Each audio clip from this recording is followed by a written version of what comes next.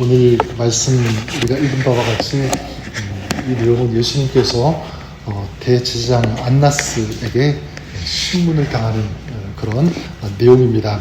그래서 15절에 보면 베드로와 이 다른 제자 한 사람이 예수님을 따라왔다 이렇게 말씀하고 있습니다.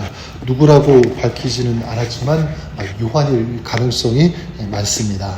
요한복음을 쓰면서 자기 이름을 숨기는 어떤 그런 기법으로 쓰지 않았을까. 어쨌든 그 제자가 문 지키는 종에게 말해서 베드로가 그 안나스의 집에 들어갈 수 있도록 했죠. 그때 이제 그 집 요정이 베드로에게 질문합니다. 너도 이 사람의 제자 중 한 사람이 아니냐? 이렇게 묻자 베드로가 뭐라고 얘기하죠? 아니다. 예수님을 부인하고 이후에 예수님을 3번씩이나 부인하는 그런 내용으로 이어지게 되죠.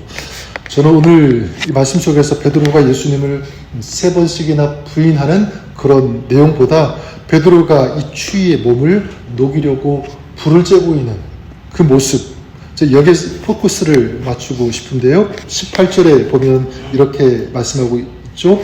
그때가 추운 고로 종과 아랫 사람들이 불을 피우고 서서 쬐니 베드로도 함께 서서 쬐더라.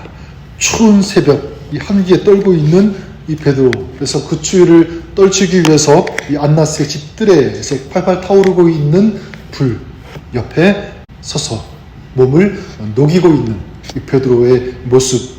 그리고 이제 대제사장 안나스가 예수님을 대제사장 가야바에게 보내게 되죠. 그때 베드로도 또 따라가게 됩니다. 그 25절에 보면 거기에서도 시몬 베드로가 서서 불을 쬐더니 또다시 반복하고 있습니다. 계속적으로 거기에서도 불을 쬐었다. 저는 이런 질문을 해보게 됩니다. 베드로는 이 불을 쬐면서 과연 따뜻했을까? 저는 아니라고 생각합니다. 뜨거운 이 불을 쬐면서 차가운 이 손발은 따뜻해질 수 있었겠지만 그의 마음은 과연 그랬을까? 그의 마음은 결코 따뜻함을 얻지 못했을 것입니다. 왜냐하면 추위에 떨고 있는 것은 정작 어떤 그 몸이 아니라 그의 영혼이었기 때문에 그래요. 지난 3년 동안 베드로는 예수님을 따라다녔습니다. 하지만 정작 예수님을 제대로 신뢰하지 못했다, 믿지 못했다는 것을 우리가 압니다. 예수님은 반드시 이런 분이어야 된다라고 하는 자신의 생각, 진짜 참된 하나님이란 어떤 그런 믿음이 아니라 그냥 정치적으로, 종교적으로 어떤 자기의 신념 아래서 예수님을 따른 것은 아닐까 그런 생각을 해보게 됩니다. 그래서 겟세마네 동산에서 주님께서 무력하게 체포되시고 끌려가는 그런 모습을 볼 때 이분은 내가 기대했던, 내가 생각했던 분이 아니구나, 어떤 그런 생각을 했을 것입니다. 그래서 그 예수님을 정말 주님으로 인정할 수 없었을 거예요. 그래서 몸은 예수님을 따르고 있었지만 그의 영혼은 어쩌면 예수님을 외면하고 있었던 거죠. 그래서 예수님을 계속적으로 부인하고 있는 것입니다. 근데 베드로는 그런 자신이 이상하다고 느꼈던 것 같아요. 예수님을 부인하면 뭔가 속이 시원하고 잘했다, 어떤 그런 마음이 들 줄 알았는데 그러지 않았습니다. 이상하게 더 불안하고 더 초조했을 것입니다. 그래서 불을 쬐면 괜찮아지겠지, 이런 생각을 가졌지만 소용이 없었습니다. 왜냐하면 그의 영혼이 차가워져 있었기 때문에 그렇습니다. 그런데 27절에 베드로가 예수님을 3번 부인했을 때 발기 울었습니다. 요한복음에는 그 다음 이야기가 자세히 나오지 않지만 누가복음 22장에 보면 베드로가 다 울음소리를 듣고 나가서 회개하고 심히 통곡했다, 이렇게 말씀하고 있습니다. 무엇을 알 수 있냐면 밖에 나가서 어떻게 된 거죠? 그의 마음이, 그의 영혼이 따뜻해졌다는 것을 알 수가 있습니다. 추위에 얼어붙은 영혼은 통곡도 회개도 불가능합니다. 반대로 회개는 마음이 따뜻해지고 녹았을 때 나오는 거잖아요.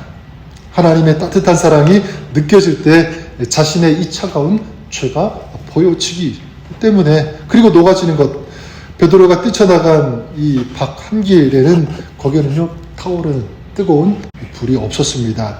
지금 베드로가 나가 있는 곳 굉장히 차가운 추위가 뼛속까지 스며드는 그런 장소였습니다. 저 그러면 어떻게 그 추운 곳에서 마음이 따뜻해질 수 있었을까? 그리고 어떻게 뜨거운 이 참회의 눈물을 흘릴 수 있었을까?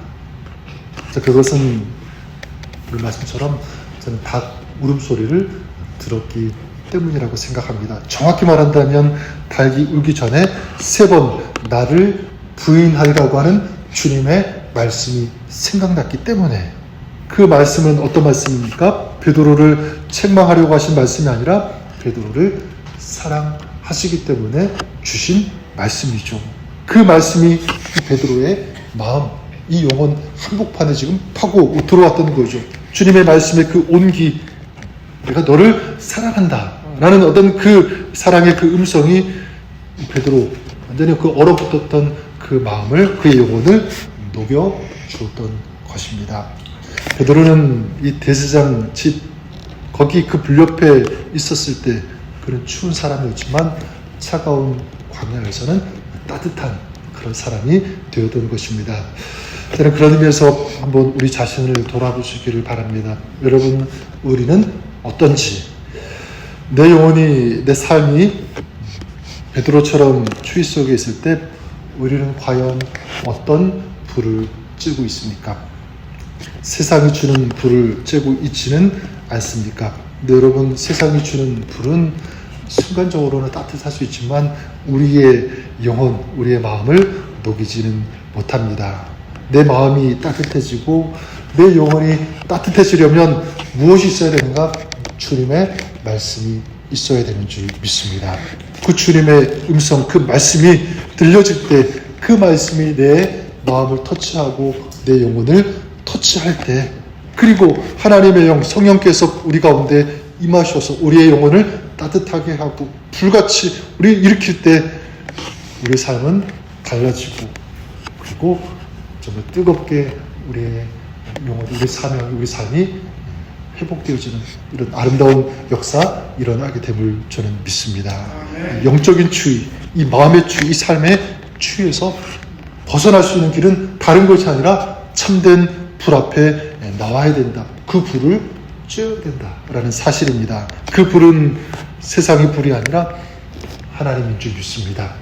성령의 불, 말씀의 불, 저는 그런 의미에서 오늘 저 여러분들이 더 하나님 앞에 가까이 나아가시고 성령의 충만함, 그 뜨거움을 구하시고 또한 이 하나님의 말씀 앞에 서서 그 말씀을 듣고 그 말씀을 나의 말씀으로 받으시는 그런 여러분, 우리가 될 수 있기를 바랍니다. 그래서 우리 가운데 오늘 사랑으로 다가오시는 그 주님, 그 사랑의 온기를 우리가 느낄 때 우리는 정말 제대로 된 그런 하나님의 사람, 이 제자의 삶을 살 수 있게 되는 줄 믿습니다.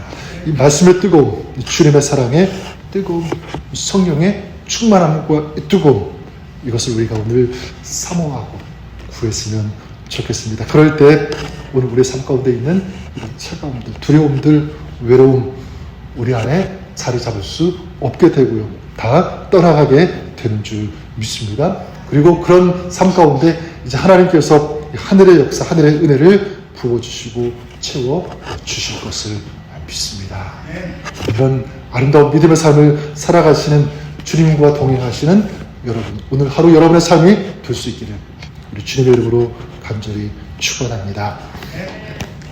하나님 아버지, 안나스와 가야바의 집에서 불을 쬐고 있는 이 베드로의 모습, 몸은 녹일 수 있었지만 그의 영혼이 여전히 차가워져 있었지만 사랑의 음성, 주님의 말씀을 들었을 때 그의 영혼이 뜨거워지며 회개하며 통곡했던 것처럼 하나님, 오늘 우리가 살아가면서 만나는 삶에 차가움, 두려움, 염려가 있을 때 다른 것이 아니라 주님 앞에 가까이 나아가며 성령의 충만함과 뜨거움을 구하며 또한 하나님의 이 사랑의 말씀을 듣고 그 말씀 앞에 서는 저들의 삶 되어지게 하여 주시옵소서. 오늘 하루 우리 모든 삶 전체가 그 주님 앞에 나아가기를 원합니다. 주님과 동행하며 주님과 함께하는 삶 되게 하여 주시옵소서. 우리 가운데 있는 염려, 걱정, 두려움들 떠나가게 해주시고 이제 주님께 주시는 따뜻한 그 은혜의 역사들, 주님의 사랑이 오늘 우리 가운데 충만하게 하시고 우리의 삶을 인도하여 주시옵소서. 감사와 영광 주님께 올려드리오며 예수님 이름으로 기도드립니다. 아멘.